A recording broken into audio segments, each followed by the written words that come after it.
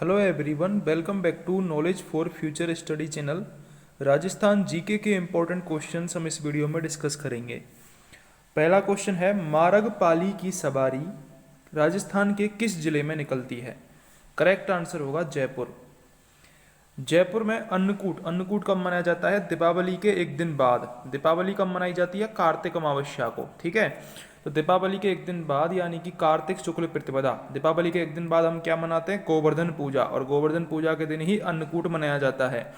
तो अन्नकूट के दिन ही ये मारगपाली की सवारी निकाली जाती है। इसमें कुश एवं अन्य घास के सम्मिलित प्रयोग से बहुत छोटी बंधनवार राजप्रसाद के मुख्य द्वार पर बांधी जाती है। हनुमानगढ़ टाउन से 7 किलोमीटर दूर खाली जगह में प्रतिवर्ष चैत्र शुक्ल अष्टमी एवं नवमी को विशाल मेला भरता है। तो करेक्ट आंसर होगा, हनुमानगढ़ में माँ भद्रकाली का मंदिर है। तो हनुमानगढ़ से 7 किलोमीटर दूर चैत्र शुक्ल अष्टमी एवं नवमी को माँ भद्रकाली का मेला भरता है। विश्व का एकमात्र वृक्ष मेला किस देश की संस्कृति का हिस्सा है? तो बिल्कुल इंपॉर्टेंट क्वेश्चन है, भारत होगा। जयपुर, राजस्थान के जोधपुर जिले के गांव का नाम आपको जरूर याद रखना है, खेजड़ली गांव। खेजड़ली गांव। और कौन थी इस मेले के किसके नेतृत्व में मनाया जाता है? अमृता देवी की याद में मनाया जाता है। अमृता देवी की याद में मनाया जाता है खेजड़ली गांव में, राजस्थान का जोधपुर जिले में। राज्य के किस जिले में अनुसूचित जनजाति की आबादी का अनुपात सर्वाधिक है? वो है बांसवाड़ा डूंगरपुर में। सेकंड ऑप्शन करेक्ट है। बांसवाड़ा डूंगरपुर में अनुसूचित जनजाति की आबादी का अनुपात सर्वाधिक है। सेकंड ऑप्शन करेक्ट है। अनुसूचित जातियां एवं जनजातियां क्रमशः संविधान के किस अनुच्छेद के तहत अधिसूचित की जाती हैं? तो अनुच्छेद 341 और 342 करेक्ट होगा। अनुच्छेद 341 और 342 इन दोनों में अनुसूचित जाति और अनुसूचित जनजाति दोनों को अधिसूचित किया जाता है। ठीक है, और कहाँ पर पाई जाती है अनुसूचित जनजाति सर्वाधिक? तो अनुसूचित जनजाति यानी कि शेड्यूल्ड ट्राइब एसटी, ये कहाँ पर? बांसवाड़ा और डूंगरपुर में सर्वाधिक इनका अनुपात पाया जाता है। अगला क्वेश्चन है, राजस्थान की जनजातियों का कितने प्रतिशत ग्रामीण क्षेत्रों में निवास करता है? तो लगभग 95% ग्रामीण क्षेत्रों में निवास करता है राजस्थान की जनजातियों का। राजस्थान में जनजातियों की संख्या की दृष्टि दूसरे नंबर पर है। तो राजस्थान में पहले नंबर पर मीणा आते हैं, दूसरे नंबर पर भील आते हैं। ठीक है, थर्ड ऑप्शन भील करेक्ट होगा। भीलों के सभी गांवों की पंचायत का मुखिया क्या कहलाता है? ये क्वेश्चन काफ़ी बार पूछा गया है। तो भीलों की जो गांव की पंचायत होती है उसका मुखिया कहलाता है गमेती। क्या कहलाता है? गमेती। भीलों की गांव की पंचायत का मुखिया गमेती कहलाता है। अब हमको बताना है इनमें से कौन सा युग्म असंगत है। तो जयदेव कलाली ये चिड़ावा के ख्याल से संबंधित है, सही बात है। गोगा चौहान कुचामनी के ख्याल से संबंधित है। रुक्मणी मंगल ये कन्हैया ख्याल, ये गलत है। रुक्मणी जो मंगल है ये तुर्रा कलंगी लोकनाट्य से संबंधित है। जयदेव कलाली चिड़ावा के ख्याल, गोगा चौहान कुचामनी ख्याल, रुक्मणी मंगल तुर्रा कलंगी लोकनाट्य। और स्वतंत्र बावनी, स्वतंत्र बावनी एक प्रकार की रम्मत है, रम्मत। ठीक है, तो आपको याद रखना है रुक्मणी मंगल तुर्रा कलंगी लोकनाट्य से संबंधित है। अगला क्वेश्चन है, भेंट के दंगलों के लिए जाना जाता है? तो भेंट के दंगलों के लिए धौलपुर जाना जाता है। सेकंड ऑप्शन करेक्ट होगा। राजस्थान में तुर्रा कलंगी लोकनाट्यों का प्रचलन कहाँ प्रारंभ हुआ? तो राजस्थान में चित्तौड़गढ़ में तुर्रा कलंगी लोकनाट्यों का प्रचलन प्रारंभ हुआ। वर्तमान में चित्तौड़, घोसुंडा, आसीन, निम्बाहेड़ा, बस्सी, बेंगू आदि स्थानों पर तुर्रा कलंगी के प्रसिद्ध अखाड़े हैं। तो तुर्रा कलंगी लोकनाट्य कहाँ से प्रचलन में आया? चित्तौड़गढ़ से। अगर आप चैनल पर नए हो तो सब्सक्राइब जरूर कर दें। सहनाई, नक्कारा एवं चंग किस तरह के लोकनाट्य का प्रधान साज है? तो ये तुर्रा कलंगी लोकनाट्य का प्रधान साज है, सहनाई, नक्कारा और चंग। अगला हमारा क्वेश्चन है, परशुराम। परशुराम निम्न में से क्या हैं? तो परशुराम एक बहरूपिया कलाकार हैं। परशुराम एक बहरूपिया कलाकार हैं। फर्स्ट ऑप्शन करेक्ट होगा। गरासियों की गौर भटबियोर की गणगौर कब खेली जाती है? तो ये बैसाख शुक्ल 14 को खेली जाती है गरासियों की गौर, या फिर भटबियोर की गणगौर भी इसे कहते हैं, बैसाख शुक्ल 14 को। तेज कवि के गुरु कौन थे? तेज कवि के गुरु थे अजीत मेहता। अजीत मेहता तेज कवि के गुरु थे। फर्स्ट ऑप्शन करेक्ट होगा। जैसलमेर की रम्मतों का जनक किसे कहा जाता है? तेज कवि को जैसलमेर की रम्मतों का जनक कहा जाता है। इंपॉर्टेंट क्वेश्चन है। तेज कवि को जैसलमेर की रम्मतों का जनक कहा जाता है। अगला क्वेश्चन है राजस्थानी साहित्य की वीर गाथा का काल कितना है? तो विक्रम संवत 800 से 1460 तक राजस्थानी साहित्य की वीर गाथा का काल है। निम्न में से कौन सा मध्यकाल का साहित्यकार नहीं है? तो मध्यकाल का साहित्यकार इनमें से सूर्यमल मिश्रण नहीं है। आशा बारहट, दुर्सा आड़ा और कवि कुशल लाभ ये तीनों मध्यकाल के साहित्यकार हैं। सूर्यमल मिश्रण आधुनिक साहित्यकार हैं। तो सूर्यमल मिश्रण हैं ये वीर सतसई ग्रंथ आपने सुना होगा, वीर सतसई, ये इनके द्वारा ये लिखा हुआ है। ठीक है, बूंदी से संबंधित हैं सूर्यमल मिश्रण, बूंदी से संबंधित हैं। बेली किशन रुक्मणी री के लेखक कौन है? तो पृथ्वीराज राठौड़ बेली किशन रुक्मणी री के लेखक हैं। क्वेश्चन ये भी आता है इनका दूसरा नाम क्या है? पृथ्वीराज राठौड़ को पीथल के नाम से ये लिखते थे। अकबर के नवरत्नों में से एक थे ये, और कौन थे? राय सिंह के छोटे भाई थे। राय सिंह कौन है? बीकानेर के राजा राव कल्याण मल के बेटे, तो उनके भाई हैं राय सिंह के पृथ्वीराज राठौड़, और ये बेली किशन रुक्मणी री के लेखक हैं और पीथल के नाम से ये अपनी रचनाएं लिखते थे। अगला है सूरदास। सूरदास सूर सागर के रचयिता हैं। कालिदास अभिज्ञान शकुंतलम के, वेदव्यास महाभारत के और तुलसीदास रामचरितमानस के। ठीक है, तो ये आपको याद होंगे ही।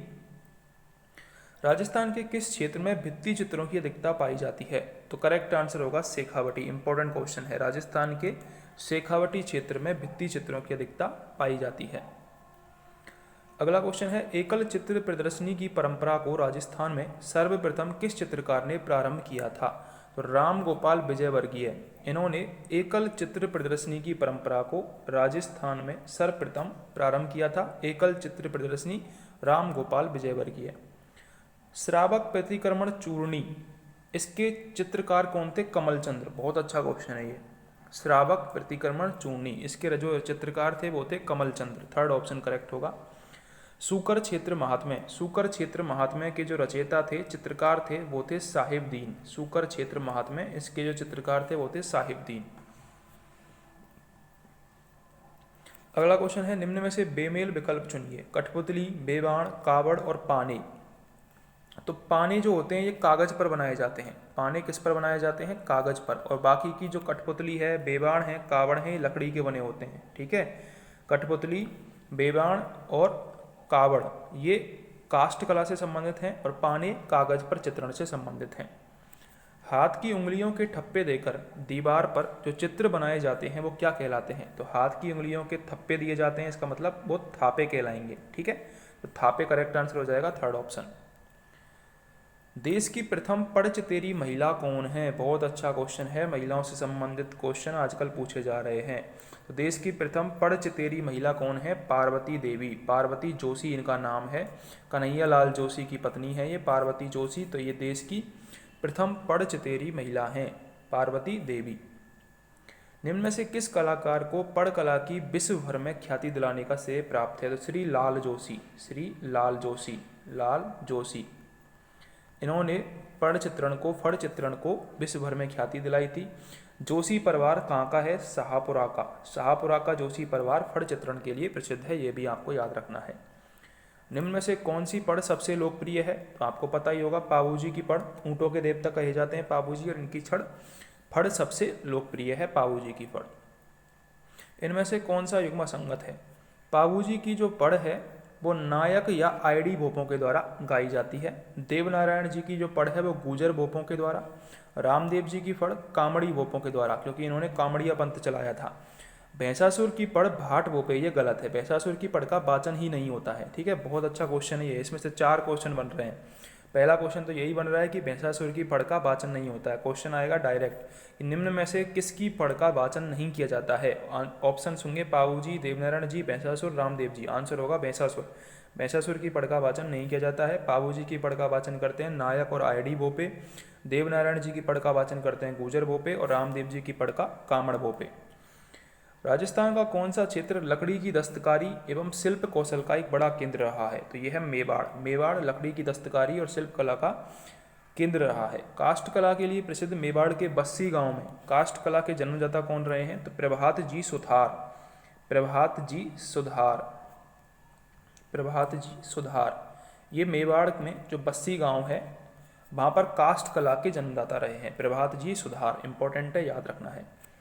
अगला क्वेश्चन है, अधीनस्थ पार्थक्य की नीति के तहत अंतिम संधि सिरोही के साथ 11 सितंबर 1823 को की गई। पहली बात तो यही क्वेश्चन बनता है अपने आप में कि अधीनस्थ पार्थक्य की नीति के तहत अंतिम संधि किस राज्य ने की? सिरोही ने की थी। कब की? 11 सितंबर 1823 को। सिरोही के राजा कौन थे, जो कि हमसे पूछा है? महाराज शिव सिंह। ये सिरोही के राजा थे और सिरोही ने अंतिम संधि की थी अधीनस्थ पार्थक्य की नीति के तहत। कब की थी? 11 सितंबर 1823 को ये संधि की थी अंतिम। महाराजा शिव सिंह उस टाइम राजा थे। आसोपा बिशन राम और ब्यास अभय राम ने किस रियासत को कंपनी सरकार के साथ 1818 में संधि की? तो जोधपुर के आसोपा बिशन राम और ब्यास अभय राम ने कंपनी के साथ 1818 में संधि कर ली थी। एशिया में अपनी व्यापारिक आकांक्षाओं की पूर्ति हेतु अंग्रेजों ने किस देश को अपनी गतिविधियों का केंद्र बनाया? तो वो है भारत। भारत को केंद्र बनाया था अंग्रेजों ने। ठीक है। 17वीं शताब्दी के अंत तक भारत में अंग्रेजों ने सर्वप्रथम कहाँ अपनी बस्तियां स्थापित की थी? तो ए और बी करेक्ट हो जाएगा, यानी कि मद्रास और कलकत्ता, इन दो जगह पर अंग्रेजों ने अपनी बस्तियां स्थापित की थी। अगला क्वेश्चन है, भरतपुर में पहला भूमि बंदोबस्त कब हुआ था? तो भरतपुर में 1900 ईस्वी में पहला भूमि बंदोबस्त हुआ था। 20 वर्षों के लिए पहला भूमि बंदोबस्त ये हुआ था। बाद में नवंबर 1931 में दूसरा संशोधित भूमि बंदोबस्त लागू हुआ था भरतपुर में। अगला है, किसानों से अपील पैम्पलेट किस राज्य में निकाला गया? इंपॉर्टेंट क्वेश्चन है। तो किसानों से अपील पैम्पलेट ये भरतपुर राज्य में निकाला गया था। थर्ड ऑप्शन करेक्ट होगा। भरतपुर में किसान आंदोलन कब समाप्त हुआ? तो 1932 में भरतपुर में किसान आंदोलन समाप्त हुआ था। ये आपको जरूर याद रखना है, किसानों से अपील पैम्पलेट भरतपुर राज्य में निकाला गया था। बेगार विरोधी दिवस कब मनाया गया? तो 5 फरवरी 1947 को बेगार विरोधी दिवस मनाया गया था। उसी दिन भुसावर के रमेश स्वामी बस्से को चलकर मारे गए थे। इंपॉर्टेंट क्वेश्चन है, भुसावर के रमेश स्वामी बस्से को चलकर मारे गए थे और बेगार विरोधी दिवस मनाया गया था 5 फरवरी 1947 को। मेवाड़ में प्रजामंडल के संस्थापक एवं प्रमुख कार्यकर्ता श्री माणिक्यलाल वर्मा को 1939 में गिरफ्तार कर मेवाड़ में किस स्थान पर बंदी रखा गया? तो वो है कुंभलगढ़ दुर्ग। मेवाड़ में प्रजामंडल के संस्थापक थे माणिक्यलाल वर्मा। 1939 में इन्हें गिरफ्तार कर लिया गया और कुंभलगढ़ दुर्ग में इन्हें रखा गया था। सेकंड ऑप्शन करेक्ट है। श्री भूरेलाल बया को गिरफ्तार कर कहाँ नजरबंद किया गया? तो सराड़ा किला। सराड़ा किला में भूरेलाल बया को गिरफ्तार कर रखा गया था और माणिक्यलाल वर्मा को कुंभलगढ़ दुर्ग में रखा गया था। अगला और मोस्ट इंपॉर्टेंट क्वेश्चन कि मेवाड़ का वर्तमान शासन, बहुत अच्छा क्वेश्चन है, पूछा गया है। मेवाड़ का वर्तमान शासन, ये पुस्तक लिखी है माणिक्यलाल वर्मा ने। इसमें सामंती शासन के अत्याचार और जनता की दशा का वर्णन है। मेवाड़ का वर्तमान शासन माणिक्यलाल वर्मा ने लिखी है ये पुस्तक। अगर आपको क्वेश्चंस हेल्पफुल लगे हो तो प्लीज़ चैनल को सब्सक्राइब जरूर करें, लाइक और शेयर जरूर करें।